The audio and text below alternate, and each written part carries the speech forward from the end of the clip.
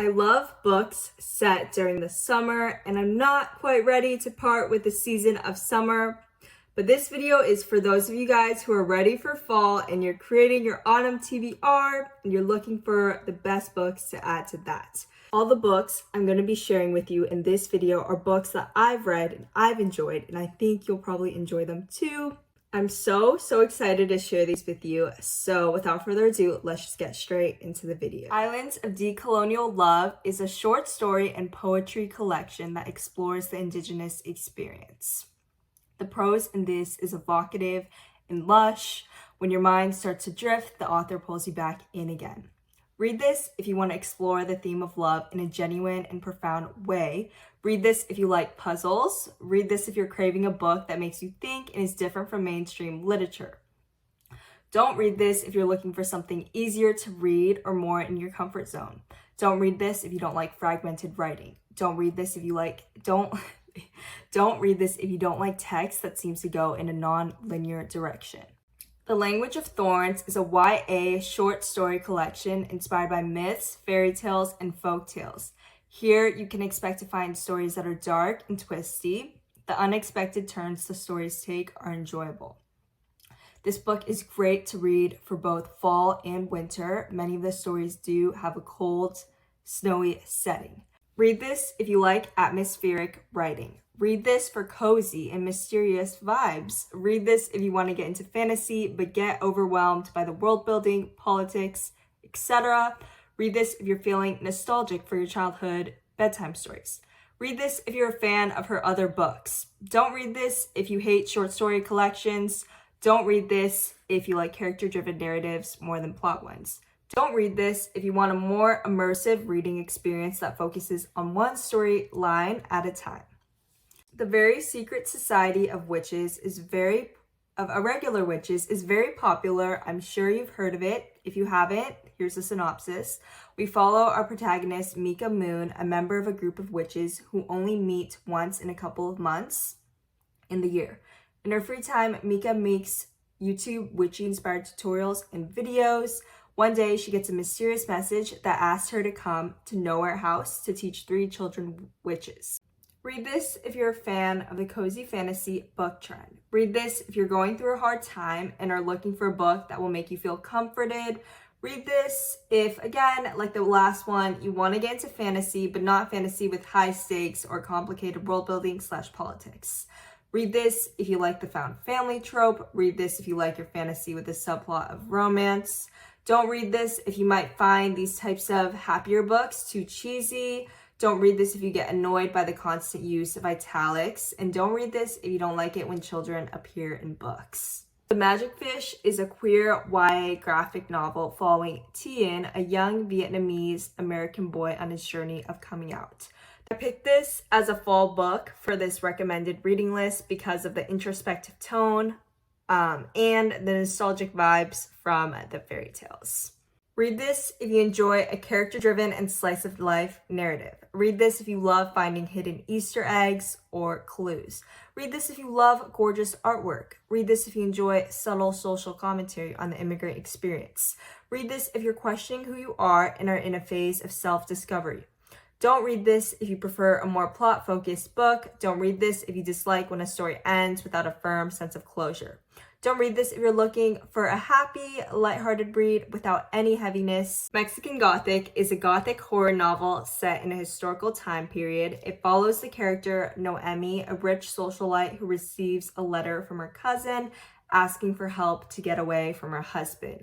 This novel is set in the fall time. It tackles themes like eugenics, racism, sexism, and exploitation / colonialism. Read this if you like the movie Knives Out. Read this if you like to explore society's pervasive darkness. Read this if you like gothic classics like Wuthering Heights. Read this if you like your horror books with a dash of impending dread. Read this if you like creepy, atmospheric writing.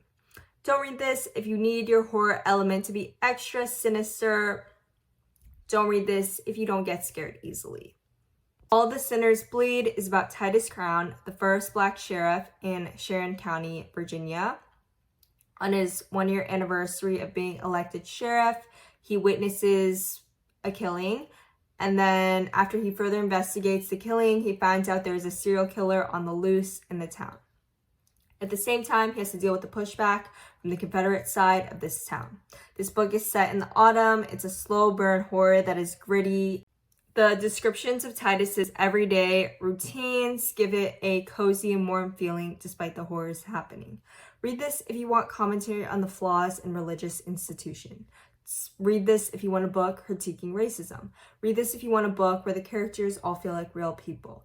Read this if you want a book with metaphorical writing. Don't read this if you're looking for a fast-paced book. Don't read this if you dislike gory and dark descriptions.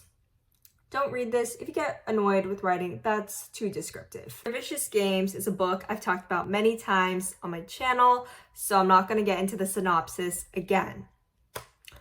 All you need to know is this book gives off dark academia vibes. It's marketed as a YA thriller, but the author said that it's a work of social satire. Read this if you're a fan of The Hunger Games, Squid Games, and Knives Out. Read this if you enjoy an action-packed book filled with suspense and high stakes. Read this if you don't mind a character who acts insufferable for part of the book. Read this if you enjoy reading about rich white people. Read this if you enjoy reading about characters with complex motivations. Read this if you want social commentary on wealth, inequality, privilege, and the flaws in the education system. Don't read this if you're not looking for something YA. Don't read this if you have trouble suspending your belief. Next are two books which I am so sure that you've heard of before.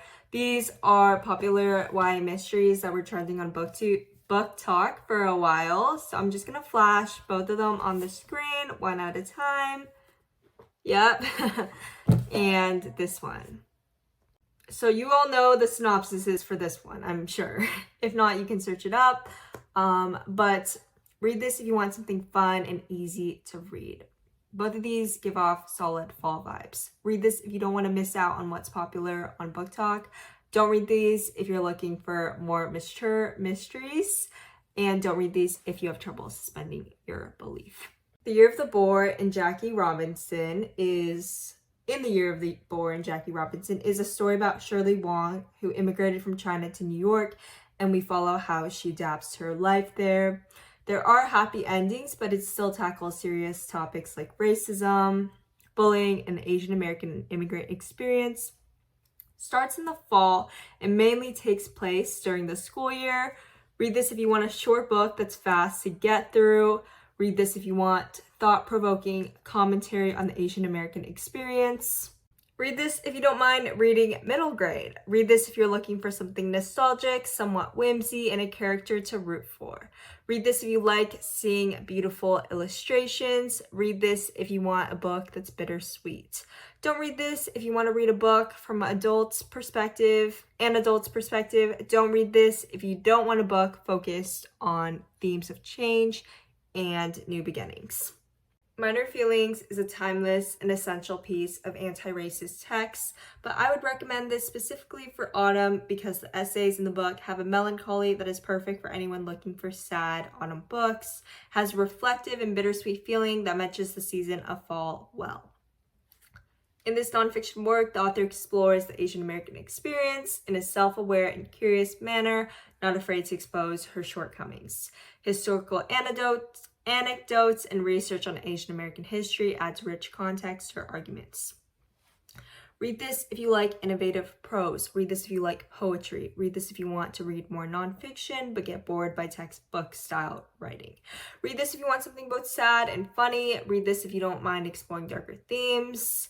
Don't read this if you want a lighter piece of nonfiction. Don't read this if you're not in the headspace to read about social commentary on societal issues. I'm currently typing out the script for my fall TBR, so stay tuned for that video. I'm so excited to film that. But yeah, this is going to be the end of this video. Thank you so much for watching, sending you so much love, and goodbye.